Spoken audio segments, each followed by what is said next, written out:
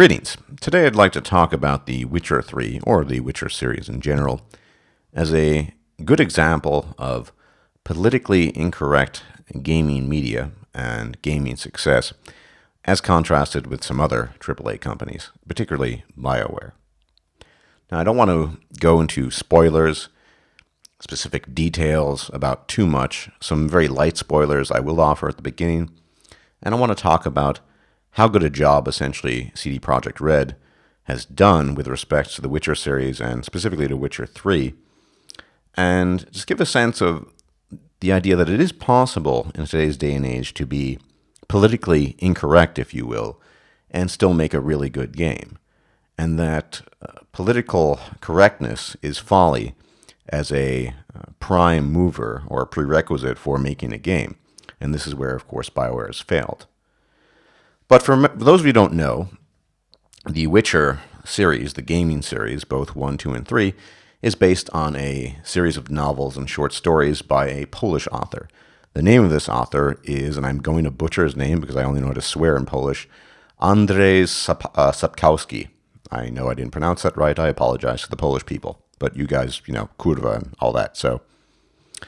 Now, Sapkowski's novels later were turned into a series by CD Projekt Red, The Witcher 1, not called 1, but 2, and then finally 3, detailing the adventures of one Geralt of Rivia, a witcher, a professional monster hunter who, as a child, imbued various concoctions and turned into a sort of mutant with supernatural senses, etc., swordsmanship training, alchemical skill, magic, even at some degree. No. Okay, that's the story. Now, the world of Sapkowski's Witcher is one which one could probably argue is reasonably close to some sort of European medieval setting. And by and large, CD Projekt Red has stuck true to that, particularly in Witcher 3, which is a massive game in terms of the environment and the landscape. And you can see that CD Projekt Red was not saying to themselves, well, do we need to include this in order to appease X crowd or Y crowd or Z crowd? They tried to stay true to the story.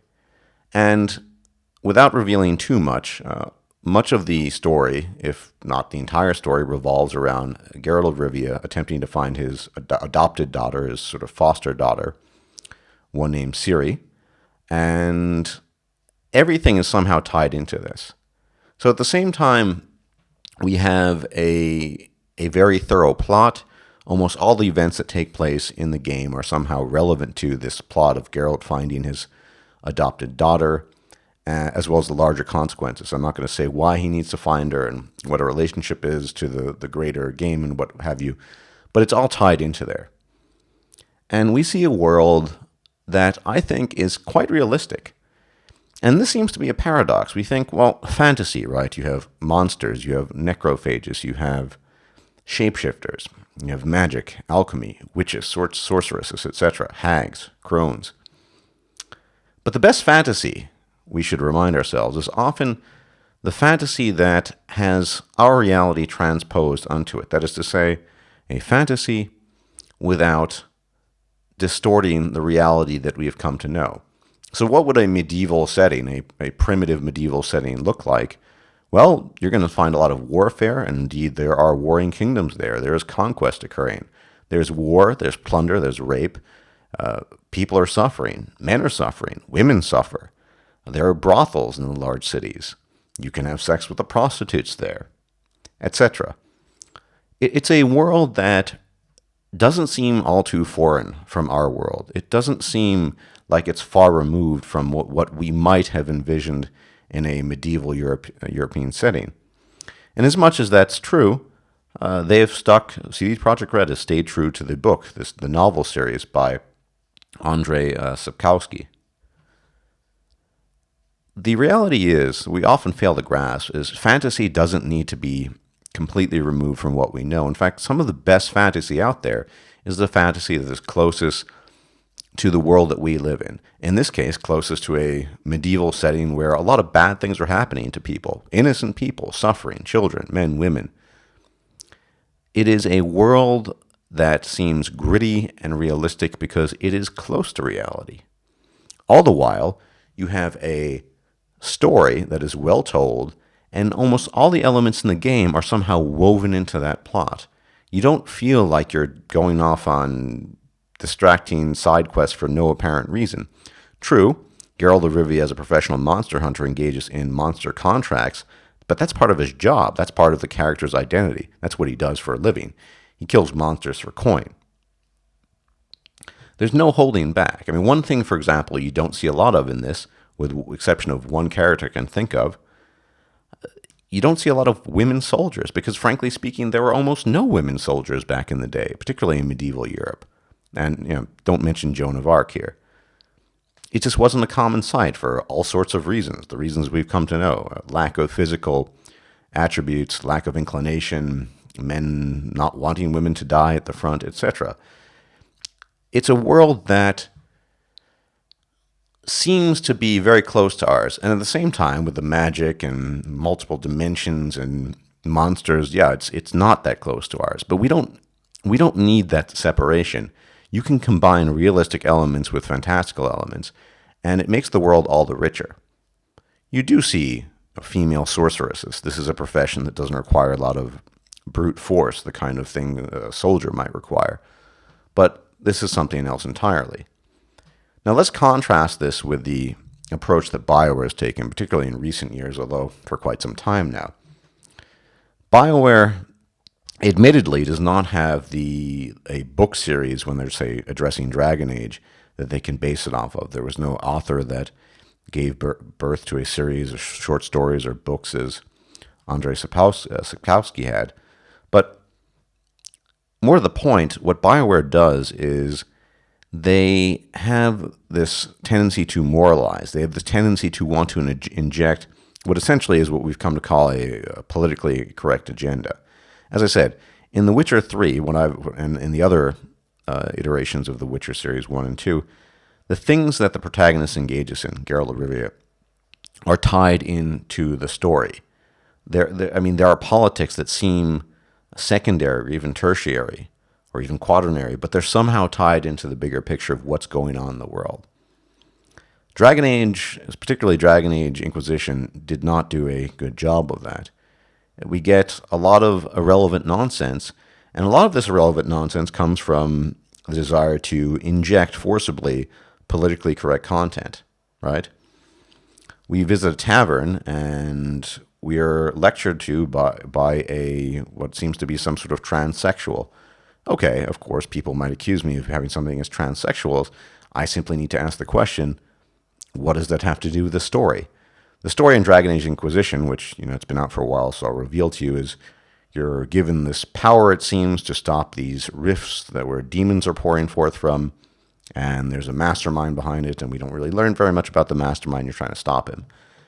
And on the side, you have, you encounter a bisexual oxman with a 40-centimeter penis, presumably, all sorts of transsexuals, an angry lesbian urban city dweller who kind of hates the world.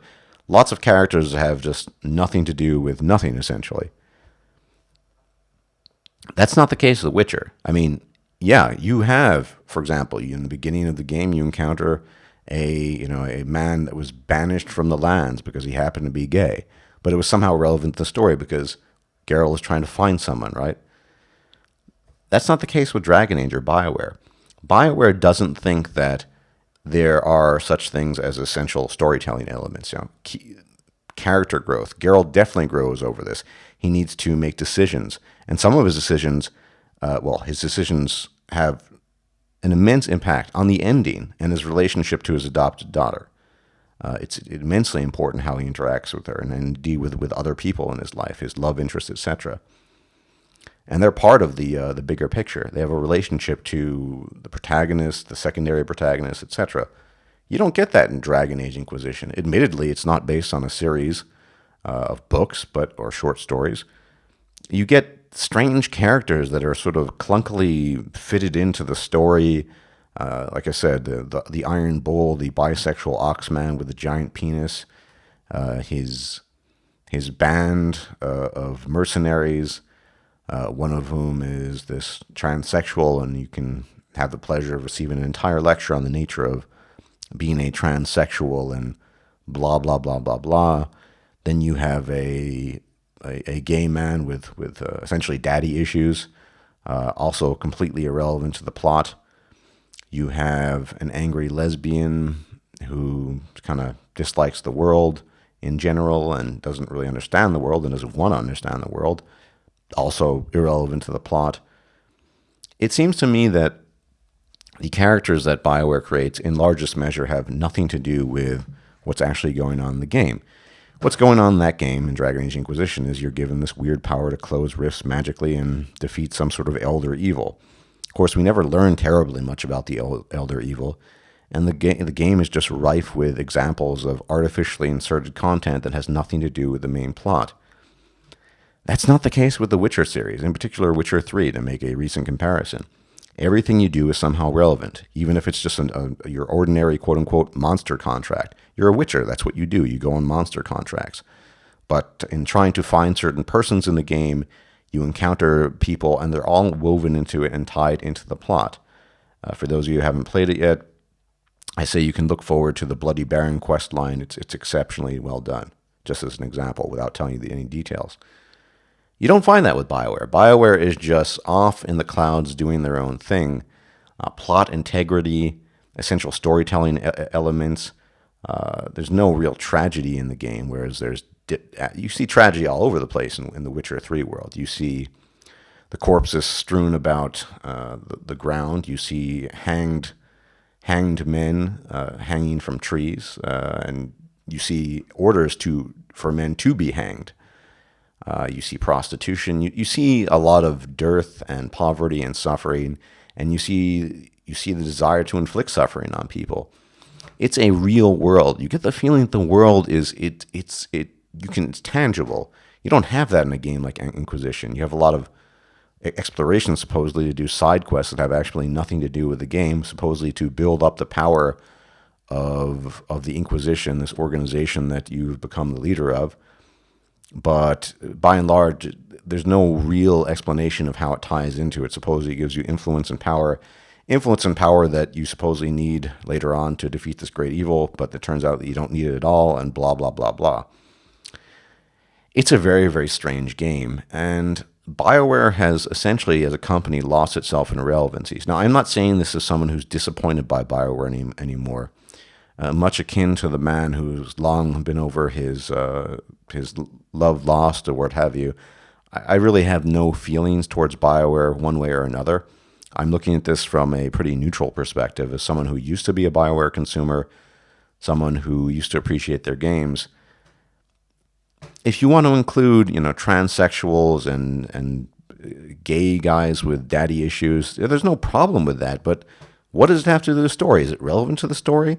Or is it just an appendage that's been put onto the game for the sake of appeasing BioWare's own interests, social justice warriors' interests, etc.?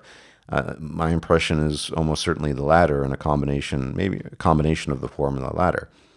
BioWare's gone on record as saying that they basically want to be inclusive. Now, there's nothing wrong with being inclusive in a game, but keep it relevant to the story. You can see by the success of The Witcher that, by and large, people don't give a shit about being politically correct or social justice in the context of a fantasy game. We want a gritty combination of reality and fantasy, and I think the Witcher series in general, and specifically Witcher 3, gives us just that. It does not shirk its nigh obligation to present a world that has suffering, that is a difficult world to live in. People are getting by the nape of their neck sometimes. You can see it. Peasants, soldiers inflicting suffering on others, soldiers being executed, being hanged, the poverty in the streets of major cities, the vying of power of various underground figures or elites, of kings, of monarchs, looking at the world through the lens of pawns, etc. That's all there. The feelings of prejudice, hatred, bias towards people who are different, such as elves and other minorities. That's all there, but it's all part of the story. It's irrelevant. It's not, I'm gay, my father didn't approve of it. It's this entire story unto itself that has nothing to do with the main plot line. No. Or, giant bisexual oxmen that aren't really relevant to the main story. Of course, some people are more forgiving of this sort of thing, but when you have a company, a AAA company such as BioWare, and a AAA company such as CD Projekt Red, going completely different routes on how to produce a game, and admittedly, CD Projekt Red did have a book series to go off of, that shouldn't make a difference, though. You can see that it's possible to make a game that appeals to the masses, if you will, without going down the politically correct route. Now, I theorized on this in the past, prior, but I think BioWare has most consciously decided to go down the route of a niche market, if you will, essentially the market of the SJWs, people who feel the world rather than actually see the world as it is, and also people who feel the world rather than seek to understand the world. That is, after all, the hallmark of the social justice warrior. You have artificial character insertions. You have unrealistic compositions, for example. That seems to be as many women in the military service and Inquisition or in Dragon Age in general as there are in men. It doesn't really make a lot of sense. It loses the sense of realism. There's no grittiness. There's no real suffering. It's just a strange smorgasbord, to use the Swedish word, of politically quote unquote correct narratives and character designs, and most of which just don't have anything to do with the main plot line or the story. You don't get any of that with The Witcher. It's all tied in and woven into the story amazingly well, and you feel that sense of urgency. It's compelling.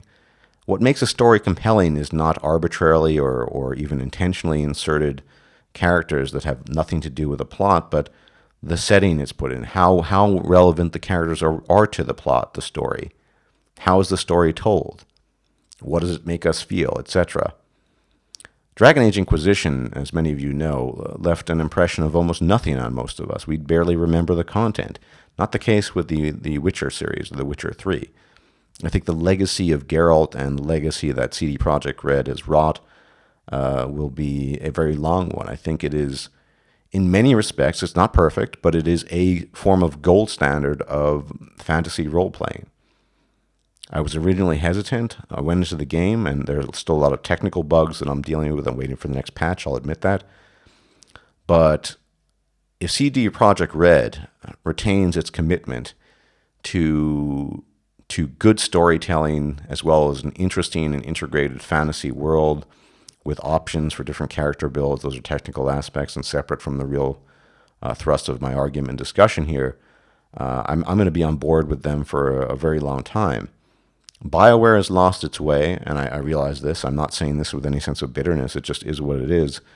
And the forums are just populated by just masses of social justice warriors who just don't have an inkling of what reality is or how it works, and would like to see a fantasy game that is true fantasy, not a fantasy game with that has some semblance of reality transposed to it, but rather a completely fantastical realm where we can't really identify anything of what's going on there, apart from the odd social justice warrior who sees what he wants to see. So, in closing, moving towards the end of this discussion, not only would I recommend The Witcher, but we can actually see that you can create a compelling, immersive, enjoyable fantasy role-playing experience without having to cater to social justice bullshit, without being politically correct. At the end of the day, the most compelling stuff is the stuff that just kind of gets at our hearts, if you will, our sort of metaphorical souls. It's not the social justice warrior shit. Social SJWs and their ilk might appreciate, the odd transsexual being put in as a character, or some bisexual oxman that has nothing to do with anything. But you can also go the other route. You can go a route where, you see realistic, gritty elements, and people still appreciate it, and I would argue appreciate it even more. What's to be seen in the future in this regard? Well, I don't know. CD Projekt Red is working on another game called Cyberpunk 2077, but That's a long way off. But as far as BioWare is concerned, yeah, I will give the next Mass Effect game one final try, and after that, BioWare is more or less officially dead to me. They already are mostly dead. I just play that for the multiplayer, but still. The elements that interest human beings are not the petty SJW elements, not the ones that are universally interest to human beings. And we find almost all those elements in the Witcher series and very few of them in the Dragon Age series. I don't think BioWare will ever learn from their mistakes and learn from other companies, but maybe they'll have a look at The Witcher 3 and realize, maybe we've gone astray. Maybe we've done something a bit differently. On the other hand, as I said, they have a niche market of basically social justice warriors and angry women and angry feminists and their white knight servants. And so, yeah, they're probably going to do quite well in the future, if only to cater to that market. All I have to say on this subject, of course, I recommend the game, although I would wait for patch 1.05. It'll fix a lot of the bugs I've been encountering and the bugs that you likely would encounter if you started playing it now. As always, thanks for watching. Take care, and I'll talk to you later. Bye-bye.